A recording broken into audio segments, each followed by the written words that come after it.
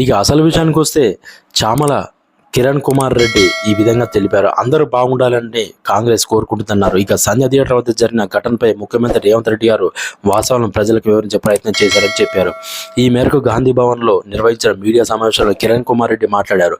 సినీ పరిశ్రమపై అవగాహన లేని వ్యక్తి చైర్మన్ పదవి ఇస్తే సమస్యల పరిష్కారం కాదేమోనని ఆలోచించి సినీ ఇండస్ట్రీకి చెందిన ఒక కీలకమైన వ్యక్తికి ఇచ్చాం. దిల్ రాజు అనే వ్యక్తి ఇవాళ ఒక బ్రాండ్ మార్క్ లాంటివాడు. ఇండస్ట్రీలో పనిచేసే కార్మికులు ఎంతోమంది ఉన్నారు. అంజయ్య ప్రభుత్వం హయాంలో సినీ ఇండస్ట్రీని హైదరాబాద్ తీసుకొచ్చే క్రమంలో ఫిల్మ్ నగర్లో స్థలాన్ని ప్రభుత్వం కేటాయించింది. ఇక పద్మాలయ రామానాయుడు స్టూడియోస్ కూడా ప్రభుత్వం తరపున స్థలాలు కేటాయించింది. ఇక ప్రొడ్యూసర్ నుంచి మొదలు పెడితే కింద స్థాయి కార్మికుల వరకు బాగుండాలని చెప్పి కోరుకునే కాంగ్రెస్ పార్టీ నటుడు అల్లు అర్జున్పై కేసు ఎందుకు పెట్టాల్సి వచ్చిందనే విషయాన్ని కూడా పోలీసులు స్పష్టం చేశారు. ఇది కేవలం బాధ్యత లేకుండా వ్యవహరించడం వల్ల జరిగిందని చెప్పి క్లారిటీ కూడా ఇచ్చారు. ఇక క్లారిటీగా విజువల్స్తో పాటు పోలీసులు కూడా వివరించారు. ఇక జైలు నుంచి బయటకు వచ్చిన తర్వాత